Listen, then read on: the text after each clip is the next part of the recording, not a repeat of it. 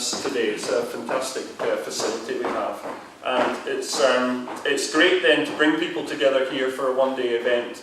And what a fantastic time it is to get together, because look at the changes that are happening in our world. A couple of the themes that we'll be looking at today, one of them is digitisation. It's going so fast.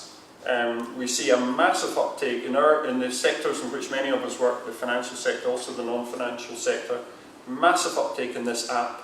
It changes the way that our infrastructure is set up. It's making some investments we have looking redundant. It's changing the way we do risk management, because soon as we get more online digital businesses, it's going to change the way that we look at how we do risk assessments, how we identify the threats that are facing the customer organisations and the financial institutions and in the non-financial institutions. It's going to change the way that we do operational risk management. We focus on people, process and systems. The traditional difference between the process and the system is going to melt together in a digital world. It's happening now, and I hope that's one of the messages that we take away from today. In addition to this new change, there's an old challenge, and the old challenge is people. How we deal with people. Now, we as risk managers have to look at people, process and system.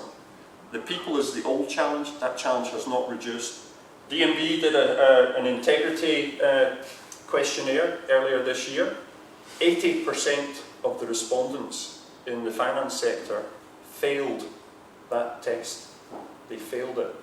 And I wonder what the percentage would be if that test was done outside the finance sector, because the industrial, the transport and the other sectors also have their own integrity issues, as we read in the press. So we have huge challenges to address, old challenges, people and the behaviour of people, but also new challenges, process and system, and the tremendous change that's happening in digitisation.